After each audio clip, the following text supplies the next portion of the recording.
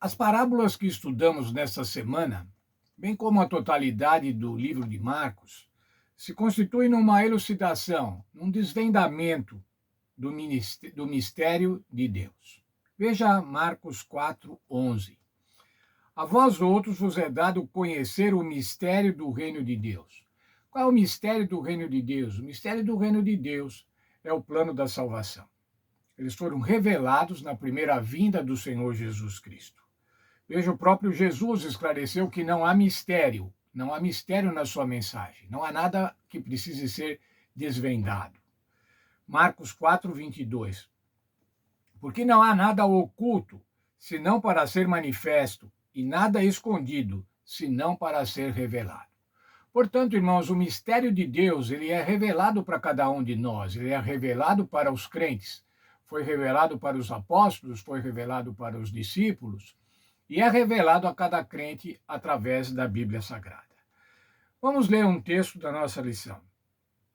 Esses mistérios do reino, que já não são mistérios, pois foram revelados, não seriam compreendidos por todas as pessoas.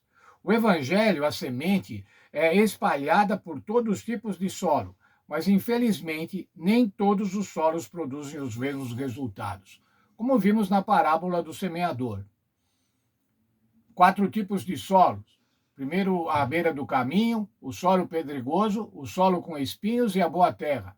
3 desses, os 3 primeiros, não produziram fruto, não cresceram. Somente o quarto, a boa terra, é que produziu frutos. O desenvolvimento espiritual do reino de Deus é semelhante ao processo de crescimento de uma planta. Veja o texto de Marcos 4:28. A terra por si mesma frutifica, primeiro aparece a planta, depois a espiga e, por fim, o grão cheio da espiga. Isso está na parábola da semente. O desenvolvimento da verdade no coração de cada um. Esse desenvolvimento também inclui a colheita dos frutos. E quando o fruto já está maduro, logo manda cortar com a foice, porque chegou a colheita. Marcos 4:29. Essa colheita é a segunda vinda do Senhor Jesus Cristo. A seguinte ideia está implícita nesse conceito antes de Cristo reunir as pessoas para o seu reino. Na colheita dos fins dos tempos, ele primeiro precisa lançar a semente, o evangelho, sobre o solo, o plantio da semente. O Senhor Jesus é que lança a semente. O reino de Deus inicialmente parece pequeno, a semente parece insignificante, mas uma vez semeada, estou lendo agora o verso de Marcos 4:32, mas uma vez semeada cresce e se torna maior que todas as hortaliças, cria ramos tão grandes que as aves do céu podem se aninhar à sua sombra. A parábola do grão de mostarda ilustra o crescimento da igreja cristã, e nós vimos também ontem o crescimento da nossa igreja, da Igreja Adventista do Sétimo Dia. Começa pequena como uma pequena semente, mas cresce e pode abrigar muita gente, pode abrigar milhões de crentes. Mas quem são esses que se abrigam sob a igreja, sob a árvore frondosa da igreja, que estão na sombra do evangelho? Esses que estão na sombra do evangelho deverão manifestar algumas características. A primeira é a entrega total. Quero ler um texto da nossa lição. Verdadeira santidade é a integridade no serviço de Deus. Integridade, totalidade no serviço de Deus. Esta é a condição da verdadeira vida cristã.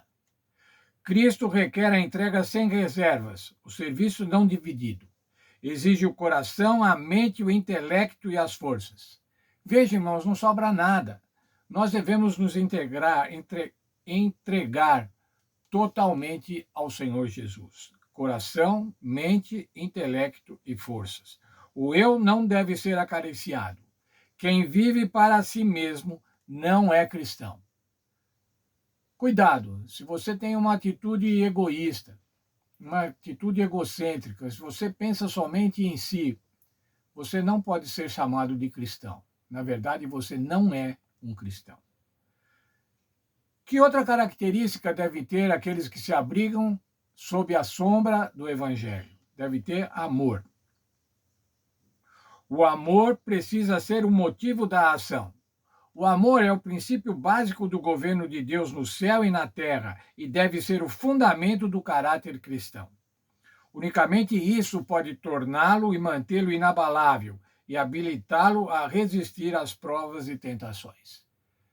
Que amor é esse que nós precisamos ter para estar sob a árvore, sob a sombra da árvore do Evangelho? Amor a Deus, irmãos, amor a Deus sobre todas as coisas. E amor ao próximo. Amar ao próximo. Amar a cada um, amar aos que são diferentes, aqueles que nós, quando olhamos, não temos logo uma primeira impressão, uma boa impressão, mas amar a todos. Amor deve ser uma característica dos crentes. Outra característica deve ser o sacrifício. Veja lá, o amor será revelado no sacrifício. O plano da salvação foi firmado em sacrifício, um sacrifício tão profundo, amplo e alto que é incomensurável. Qual foi esse sacrifício? O sacrifício do Senhor Jesus Cristo. Não podia haver sacrifício maior. O Senhor Deus entregou o seu Filho como sacrifício para revelar o seu amor, para revelar o seu plano de salvação. Cristo entregou tudo por nós, e aqueles que o aceitam estarão prontos para santificar tudo pela causa do Redentor. O pensamento de sua honra e glória terá preferência sobre todas as coisas. Qual deve ser, irmãos, a prioridade do crente? Honrar ao Senhor Jesus, amar o próximo, entregar-se totalmente. Mas como é que nós podemos fazer isso? Nós somos humanos, nós temos desejos carnais, desejos pessoais, nós somos egoístas. Como poder manifestar entrega total, amor e sacrifício? Somente sob a atuação do Espírito Santo. Eu só posso fazer isso, irmãos, se eu demonstrar totalmente dependência de Deus e me colocar sob a atuação do Espírito Santo. É isso, irmãos, que a Bíblia ensina, que nós devemos humildemente nos colocarmos aos pés do Senhor Jesus, deixar que o Espírito Santo trabalhe, e aí, então, nós vamos ser verdadeiros crentes, nós vamos ser verdadeiros filhos de Deus.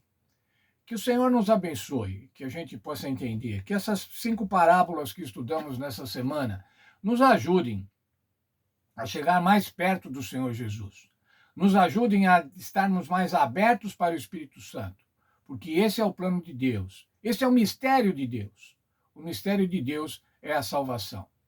O mistério de Deus já está revelado, não é mais mistério, está totalmente revelado, aberto, para que nós o aceitemos, para que nós aceitemos o sacrifício do Senhor Jesus Cristo e, por causa desse sacrifício, sejamos salvos. Vamos orar. Senhor nosso Pai, sou muito grato pelo estudo da lição dessa semana. Quando aprendemos sobre o semeador, aprendemos sobre a semente, sobre a luz, sobre o fato de estarmos medindo. Senhor, nos ajude a entender, compreender as mensagens. Como diz o verso, quem tem ouvidos, ouça, ou entenda. Entenda e pratique, que nós possamos entender as mensagens das parábolas e praticá-las na nossa vida. É o que peço pelo nome do Senhor Jesus. Amém. Quero que todos tenham um sábado muito feliz. Sábado é o dia da alegria. Amanhã você vai encontrar seus irmãos na igreja, você vai encontrar seus parentes, quem sabe vai encontrar seus netos, seus filhos. Que o Senhor abençoe. Abençoe e você tenha um dia feliz. Feliz sábado.